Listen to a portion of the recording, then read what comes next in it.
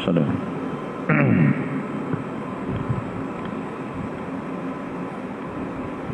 Assalamualaikum warahmatullahi wabarakatuh.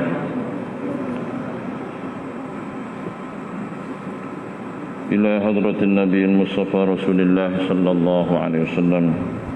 Summa ila arwah muslimin wal muslimat wal mu'minin wal mu'minat wa alihi al-kiram wa ashabihi al-'izam. Bismillah. Lahumul Fatihah.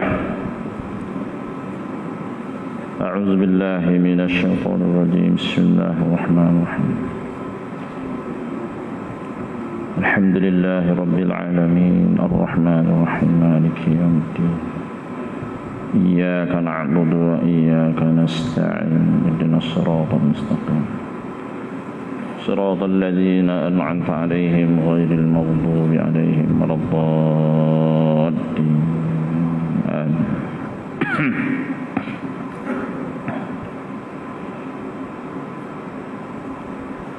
أعوذ بالله من الشيطان الرجيم. بسم الله الرحمن الرحيم.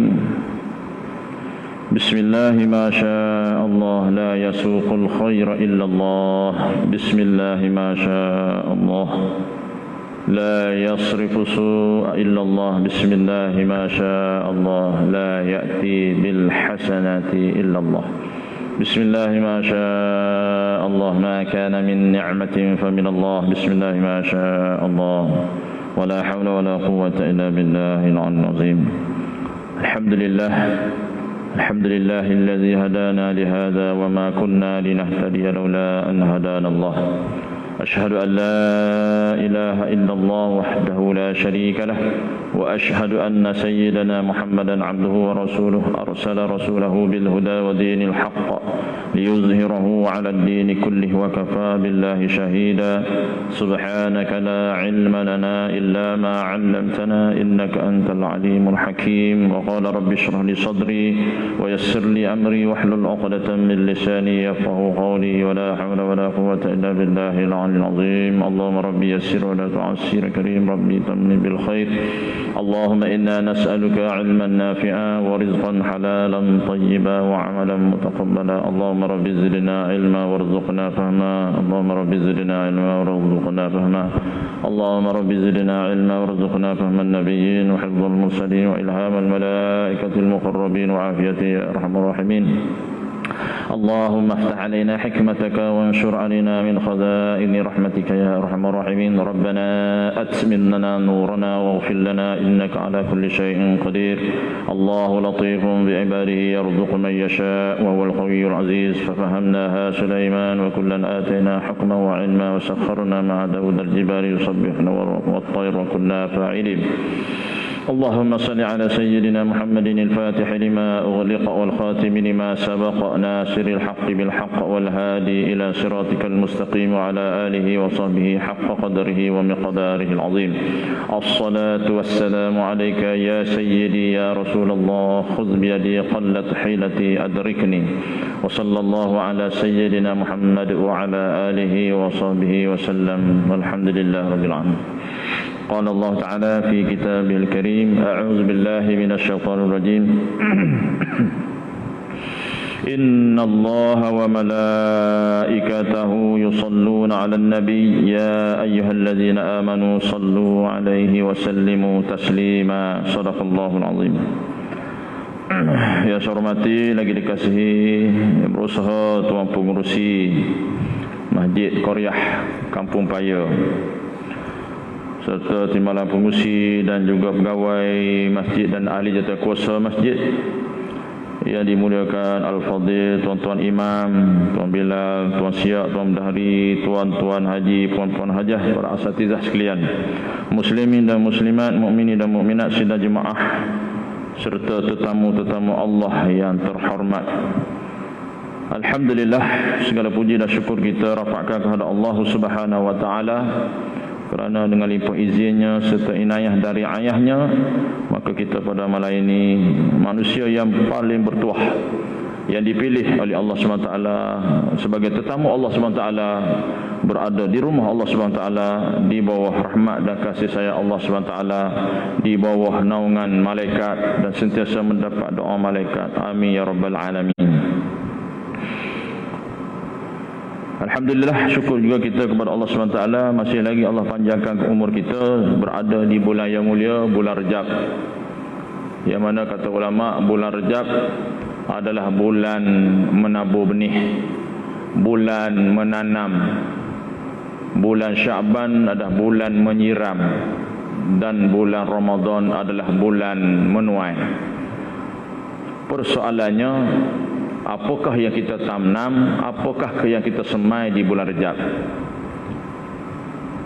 Kalau kita tidak tanam, tidak siram, tidak tanam dan tidak semai benih di bulan Rejab, mana mungkin kita dapat menyiramnya di bulan Syaban? Apatah lagi kita nak mengutip hasilnya di bulan Ramadan.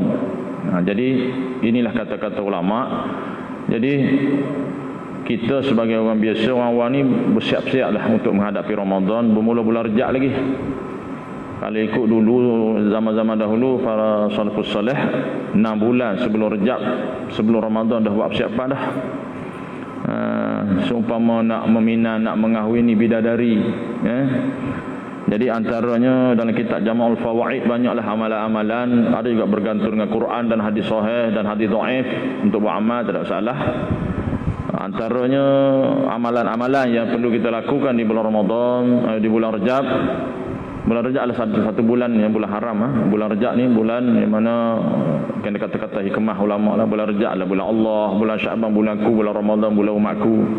Walaupun setiap hadis tu maknanya orang kata lemah dhaif, tapi boleh buat amal untuk memotivasikan diri kita, untuk menginsafkan kita, tak ada masalah beramal hadis dhaif. Dalam kitab Tanbihul Ghafilin tu banyak juga kita hadis-hadis yang dhaif tapi buat amal. Dalam kitab Tanbihul Ghafilin yang kita baca ni, saya dah rujuk kepada pakar hadis itu Maulana Husin dan juga Ustaz Hafiz Syarani. Saya ada orang tanya lah pasal ada hadis-hadis yang dhaif. Dia kata tak ada masalah baca kitab, tak ada masalah. Cuma dia kata kalau boleh, dia kata ni sebab ni pengarang dia cadangkan kepada penerbit tu ada hadis tu siap dengan takhris hadis, status hadis, baru cantik. Tapi dalam ni saya tengok memang tak ada lah. Tapi untuk tazkirah tak ada masalah. Okay? Tapi ada yang sebahagiannya konden lah. Apa ni baca kitab Tanbihul Ghafilin ni? Apa ni nak berhujah dengan kitab ni, hadis dhaif ni? Hadis dhaif hadis Nabi, bukan hadis sahih, bukan hadis maudhu', bukan hadis palsu. Saya jawab balik. Kalau kamu memasukkan hadis dhaif, kamu mendustakan Nabi. Jadi ada yang pandai lebih tu. Baik.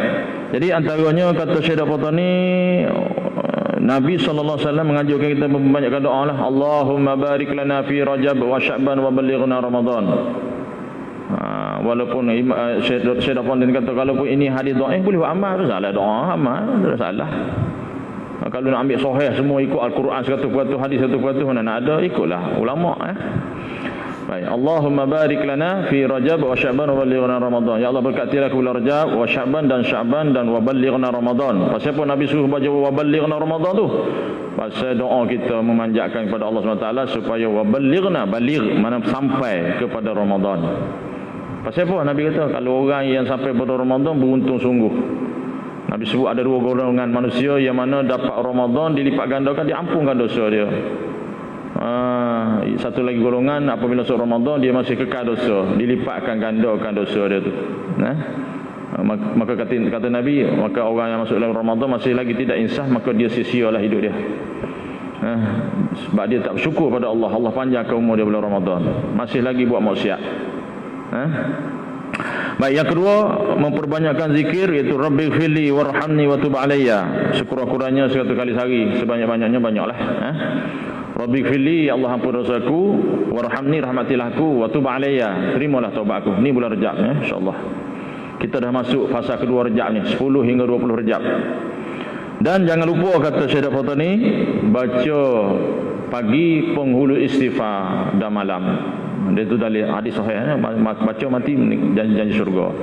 Allahumma anta rabbi la ilaha illa anta khalaqtani wa ana 'abduka wa ana 'ala 'ahdika wa wa'dika mastata'tu a'udzu bika min syarri ma sana'tu abu'u laka bi ni'matika 'alayya wa abu'u bi dzambi faghfir li fa innahu la yaghfiru dzunuba illa anta.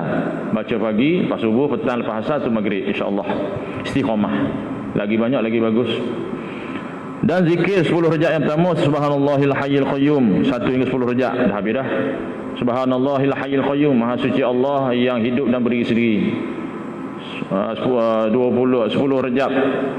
11 rejak hingga 20 rejak ni masa kita ada sekarang ni, zikir 1 kali sehari sekurang-kurangnya. Subhanallahil ahadis samad, maha suci Allah yang esa dan tempat bergantung, as-samad. Subhanallahil ahadis samad, subhanallahil ahadis samad, subhanallahil ahadis samad. Sekejap ya kalau kita biasa tu. Mulut lancar, sedap. Mulut lancar, hati ikhlas, nak redha Allah, Allah mudahkan insya-Allah. Kalau lidah keras, malah tak jadi. 10 kali pun tak jadi. Tepuk dada tanya selera tak jadi. Tepuk dada tanya iman jadi. Baik. 10 rejak yang akhir, 20 rejak hingga 30. Subhanallahir rauf. Ar-Rauf, maha suci Allah yang berlemah lembut, yang menyantun. Jadi kita zikir subhanallahir rauf, subhanallahir rauf, 10 rejak yang terakhir.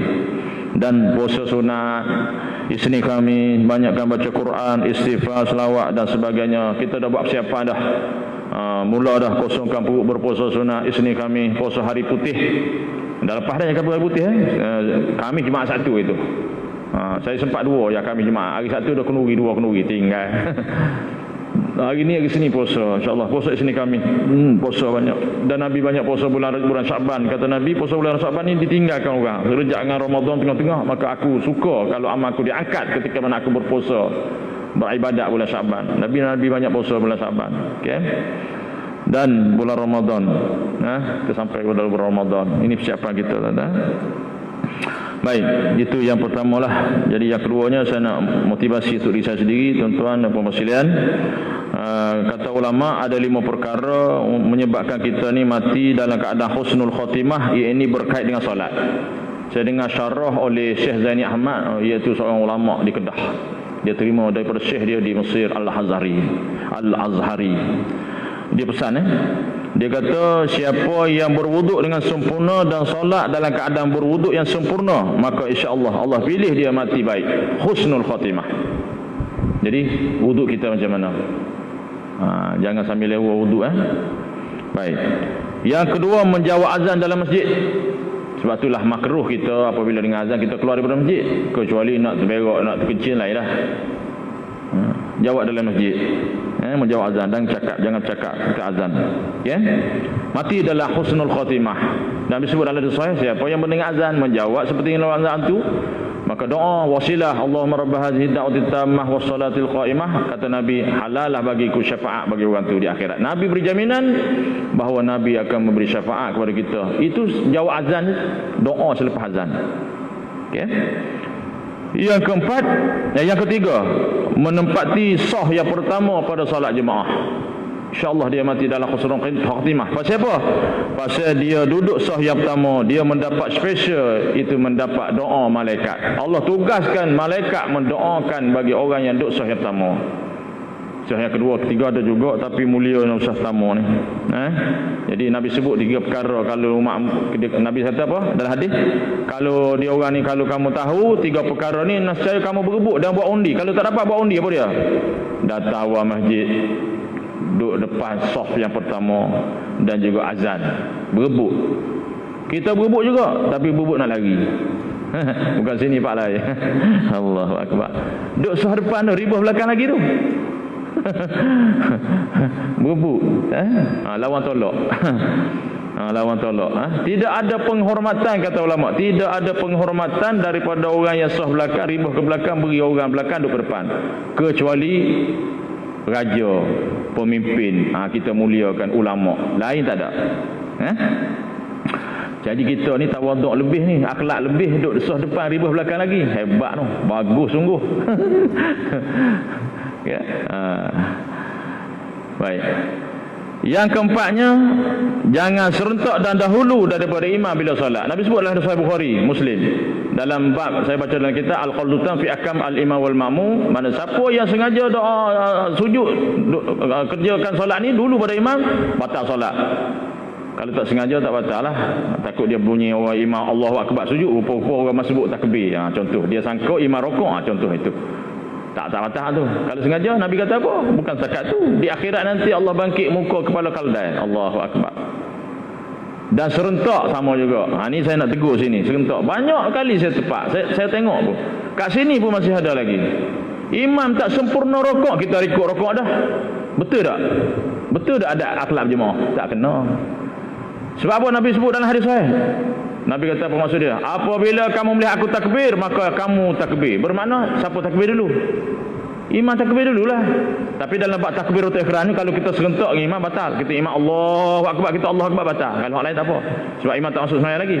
Mana Allahu Akbar, barulah kita kata Allahu Akbar. Jangan sampai imam baca Fatihah baru kita takbir, makruh, potong pada jemaah.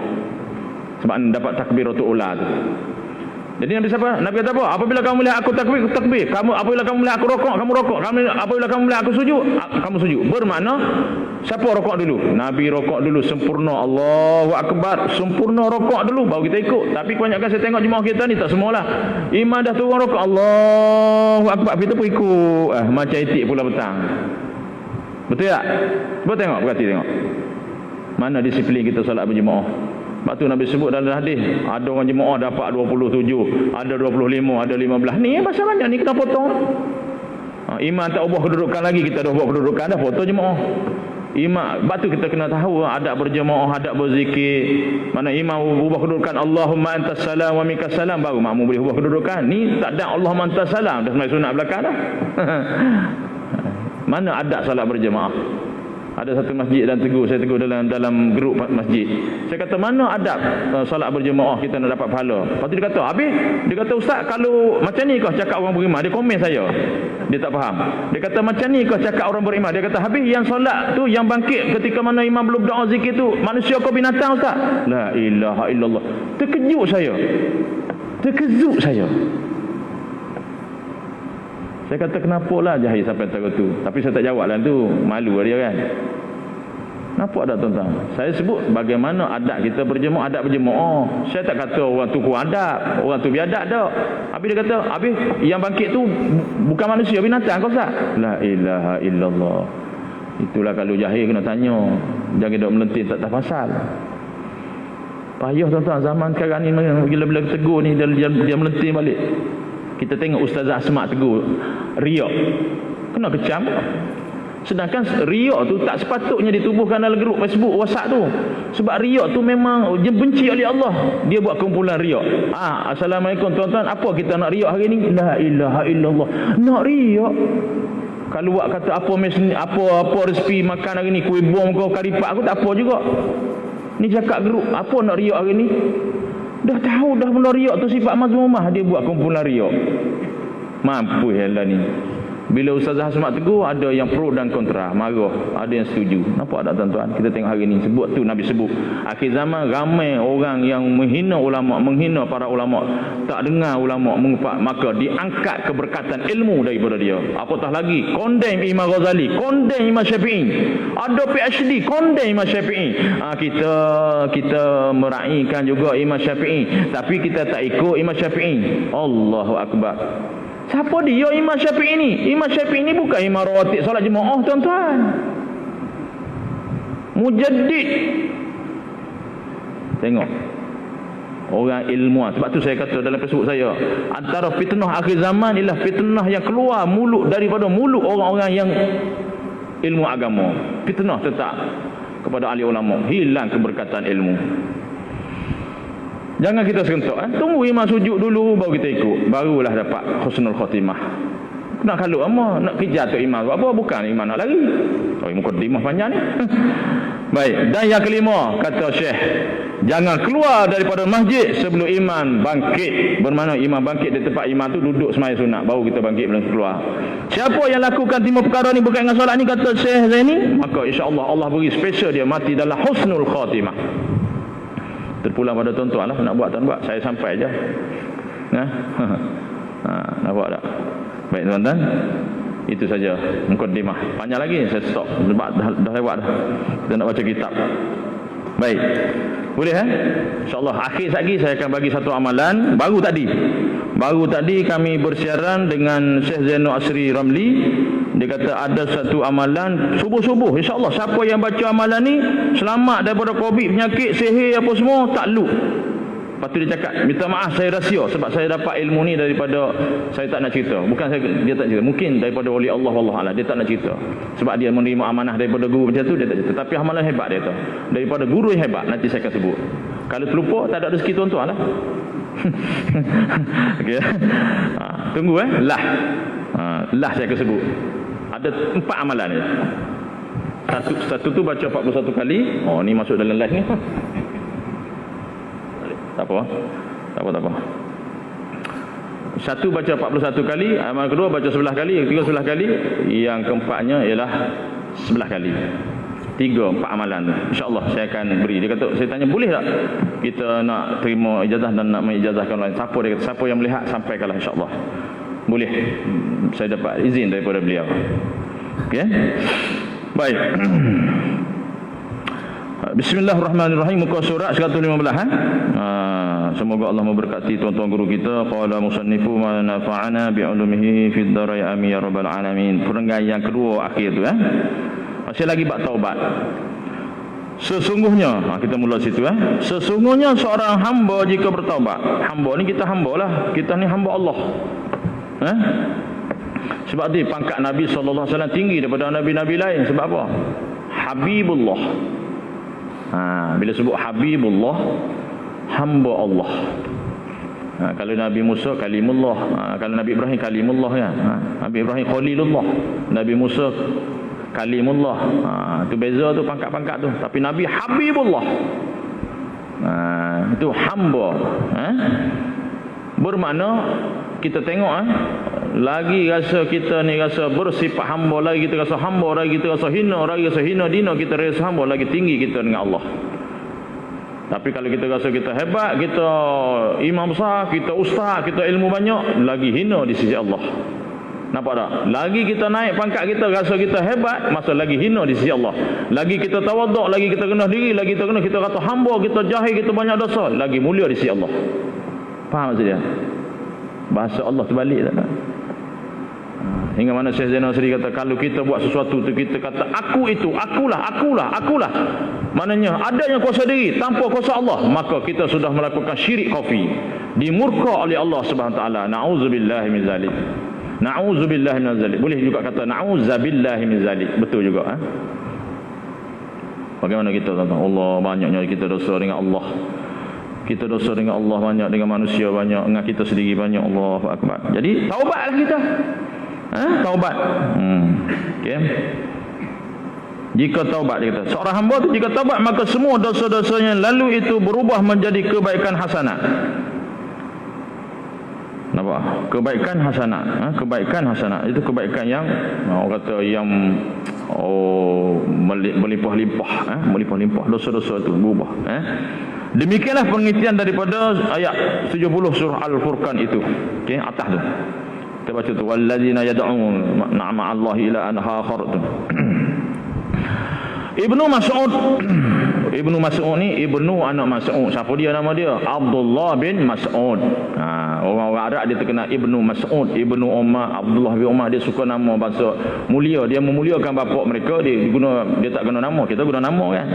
Dia guna Ibnu Mas'ud, Ibnu Umar. Nama dia sebenarnya Abdullah bin Mas'ud radhiyallahu anhuma.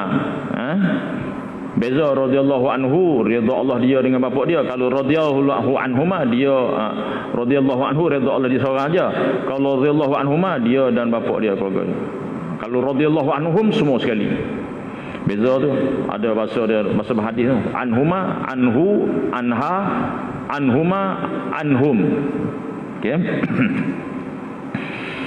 Pada hari kiamat, jika seorang hamba melihat dalam suratan amalnya, pada permulaannya ada maksiat dosa, suratan amal kita. Saya baca dalam satu kitab, amalan kita ni dibentang semua sejauh mata memandang macam tika. Yang mana saya tengok, saya baca tu hadis tu, dia kata akhirnya kira-kira jadi amalan, surah amalan tu jadi berat amalan tu. Kenapa? Kata malaikat, sebab dalam surah amalan tu ada nama Allah. Itu yang paling berat sekali ialah la ilaha illallah. Tu dia. Pasal apa? Kata malaikat, pasal dalam tu ada nama Allah. Disebabkan catatan di kertas surat amalan tu nama Allah, la ilaha illallah. Jadi berat, surat amalan tu jadi berat sebab nama Allah. Tu dia hebat tuan-tuan. Nah, sebab tu kata ulama, setengah ulama dia kata apa? Kalau kita nak mati dalam keadaan iman, nak mati kita dalam keadaan yang dimuliakan dan berat amalan di akhirat nanti, banyaklah sebut Allah. Terutamanya zikir la ilaha illallah 1000 kali sehari. La ilaha illallah, dia panggil kalimatut thayyibah. Boleh 1000 kali sehari sebelum tidur malam kau, la ilaha illallah, la ilaha illallah. Dia ada tu kalimah nafi, isbat, musbat, syariat, tarikat, hakikat, makrifah, dia semua tu. La tu syariat, ilaha tarikat, illa hakikat, Allah makrifah. Itu kalau nak tahu kaifiat berzikir itu, tuan-tuan boleh rujuk dalam kitab Hidayatus Salikin jilid pertama ke jilid kedua, lupa dah saya baca kitab tu. Hidayatus Salikin, dia tuan-tuan, la ilaha illallah, la bahu kiri, ilah bahu kanan, illa silap, la paha kiri, ilah paha kanan, itu syariat tarikat. Lepas tu illa bahu kanan, Allah makrifat, masuk ke hati. Itu cara zikir la ilaha illallah. Kadang-kadang kita ni orang awam ni banyak zikir, hangguk je kuat, tapi tak tahu apa benda. Hangguk tak kuat. Sebab tu kata ulama, kata guru saya, sama juga kata Syekh Fuad, kita banyak zikir tapi lalai, tak memberi kesan kepada hati. Zikir beribu-ribu lalai, wah, hangguk, macam nak runtuh rumah, tapi habuk tak ada. Sebab apa? Sebab tak masuk dalam hati. Betul? Apa tujuan kita zikir? Kita zikir untuk masuk dalam hati, membesarkan Allah dalam hati. Ni goyang tak sanggup. La ilaha illallah. Apa benda tanya tak tahu masuk. Tak masuk. Tak sampai. Ini salah juga. Sebab tu kita kena betul nak zikir, nak apa, pasti ada ilmu, ada kaifiat-kaifiat yang diajar oleh ulama. Bukan saja-saja tu kita tengok orang tutur zikir tu, la ilaha illallah, la ilaha illallah, la tiada Tuhan kecuali Allah, la syariat, ila tarikat, ila hakikat, Allah makrifat. Tu saya buka sikit pun tu. Panjang lagi tuan-tuan. Itu betul zikir. Baru masuk. Subhanallah, subhanallah, maha suci Allah dalam hati ni. Apa Nabi sebut? Semua lain tu kena ada khusyuk dan tawaduk zikir, baru Allah terima. Kecuali dua perkara yang kita baca tak perlu khusyuk, tak payah syuk, riak pun boleh. Apa dia? Quran dan selawat. Selawat riak tak apa. Al-Quran tak boleh. Maknanya yang tak perlu khusyuk dan tak perlu khusyuk, Quran dan selawat sampai kepada Allah. Hak lain tak ada khusyuk, susah nak dapat. Memang kata ulama. Selawat tak perlu, riak pun tak apa selawat. Nampak? Allah terima. Hebat tak selawat. Ini kata Habib. Baik. Semoga Allah memberi faham kepada kita lah. Semoga kita dapat amal. Lalu di akhirnya hasanat, kebaikan. Akhirnya kebaikan, tobat ni. Kita tobat ni. Lalu diulang dari mulanya, tiba-tiba terlihat semua hasanat, kebaikan. Demikian pula riwayat Abu Zal Al-Ghafari radhiyallahu anhu, dan Nabi sallallahu alaihi wasallam serupa ini dengan ini, dan inilah arti Allah mengganti dosa-dosa mereka dengan hasanat, mana kebaikan. Jadi kita macam mana tuan-tuan? Kita ni daripada mana kita ni pada Allah. Okey. Rumah kita siapa bagi? Rumah kita siapa bagi? Isteri kita siapa bagi? Suami kita siapa bagi? Pangkat siapa bagi? Umur kita siapa bagi?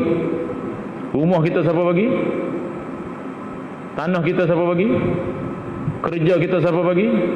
Lepas tu, pasal apa kita tak ingat kepada yang bagi? Tu soalan cepumah tu. Jadi kita kena ingat tuan-tuan. Tak ada kalau kita tahu kita kenal Allah, tak ada kita tuan-tuan. Suara sedap siapa bagi? Allah. Lepas tu yang kamu mengaku aku suara sedap siapa? Tak malu kita mengaku lah. Nampak? Bahasa tasawuf. Iya, mengaku kita Allah. Handsome mengaku, siapa bagi handsome? Allah. Lepas tu mana kita? Faham tak maksud dia? Allah, jauhnya kita tuan-tuan. Saya dah kongsi-kongsi kata alim ulama Allah. Jangan wujudnya kuasa diri. Jangan wujud kuasa diri. Kita tengok hari ni tuan-tuan, hari-hari meninggal. Semalam meninggal, hari ni meninggal. Semalam kat Tih tu, anak murid saya tu rajin mengaji tu. Rajin sungguh ngaji dengan saya, rajin suami sakit pun ngaji. Lepas tu lepas ngaji, Sak minta balik Sak. Ngaji kat Tih, kami panggil kat Tih lah. Lepas tu semalam seorang lagi tadi, malam meninggal, pagi tadi buat wari kubur kapal bayar kan. Meninggal, tinggal tuan-tuan. Tinggal handphone, duit apa semua tinggal, betul tak? Jadi macam mana kita? Tinggal tuan-tuan. Tinggal belakang tuan-tuan. Apa amalan kita? Amalan kita lah yang pergi. Kalau kita duduk kelang kabut, duduk tak buat persiapan ke akhirat, menyesal kita mati, Allah baru ingat kat Tuhan. Ni masa ni kita ingat kat Tuhan ni. Doa, istighfar, banyak taubat. Jadi kita sentiasa memikirkan, kita meletakkan kita tu sebagai jenazah yang dimandikan, dikafankan. Alhamdulillah, beruntung dia. Semalam saya kuliah Masjid Bina, lepas isyak semayang, menangis-nangis. Alhamdulillah, anak Ustaz Anis, alhamdulillah baguslah, anak seorang hafiz. Adalah saham dia. Allah, kan hafiz dia boleh bagi syafaat pada mak bapak. Untung dia. Kita macam mana?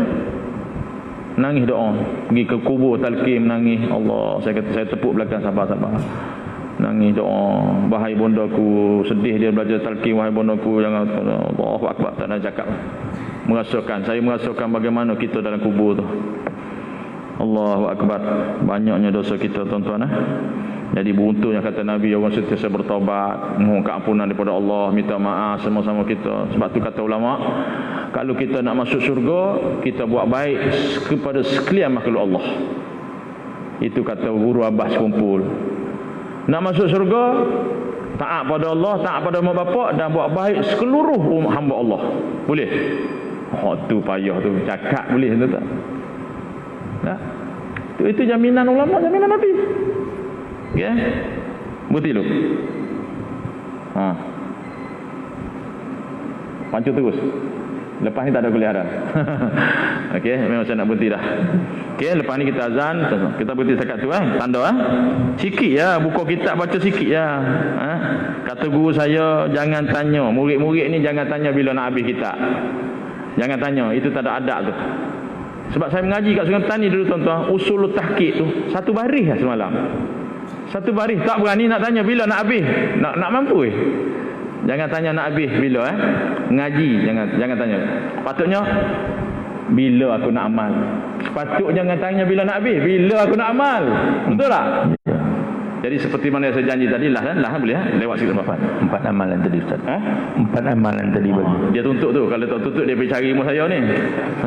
Okey, tak apa. Ni saya bagi amanah ni. Ni amal sungguh-sungguh yakin. Kata saya sendiri, amal ni insya-Allah tak kena. Kalau orang hantar sihir pun dia balik pada orang tu lagi. Mudah ya. Dia terima daripada, saya rasa daripada wali Allah. Mungkin wali Allah ni dia jumpa wali Allah, orang tu tak bagi kita. Yang pertama, nak menyelamatkan kita daripada penyakit Covid ke, gangguan ke, selepas subuh baca Bismillahirrahmanirrahim, la yadurru ma'asmihi syai'un fil ardi wala fis sama' wa huwa samiul alim, 41 kali. Tulis bagi ke anak-anak kita. Saya amal. Benda ni saya dah amalan mudah, rupa-rupanya ini rahsia dia. Tapi amalan mudah tapi tak istiqamah. Tu mengaku tu. Yang kedua, lepas subuh baca inna anzalna fi lailatul qadr sampai habis 11 kali. Ini benteng daripada unsur-unsur khianat. Dan juga didoakan oleh malaikat. Yang ketiga, amalan ni kalau orang hantar sihir ke, insya-Allah dengan amalan ni akan membalikkan amal sihir jahat tu pada orang tu balik. Itu baca alam tarakai 11 kali. Surah Al-Fil. Surah Al-Fil, alam tarakai. Tapi jangan baca alam tarakai itu bagi habis lah. Bila cerita bagi habis pun ni lagi alam tarakai. Tak jadi, tak ada, tak baca habis. Boleh 3 11. Inna azalna 11 kali. 11 kali. Alam tarakai surah Al-Fil. Sebab Al-Fil tu tengok tafsir. Kan burung ababil kan? Tentera bergajah kan tu. Faja'alahum ka'asfin ma'ku, 3 kali baca. Kalau orang yang kanser letak kat kanser tu. Faja'alahum ka'asfin ma'ku, hancur daun seperti mana daun di Makaulak. Yakin mati kanser. Tu alam tarokat tu hebat dah. Ini untuk berkait dengan musuh. Seteru tak akan masuk. InsyaAllah dia kata seteru tak akan boleh masuk. Istiqamah hama. Dia bagi tahu. Baik. Yang tiga alam tarokat. Yang keempat yang terakhir. Selepas subuh dan setiap kali selepas solat baca qul huwallah 11 kali. Itu saja. Itu saja. Dulu saya bagi tahu ila fi quraisy ni salamun qaulan mir rabbir rahim 28 kali itu asing.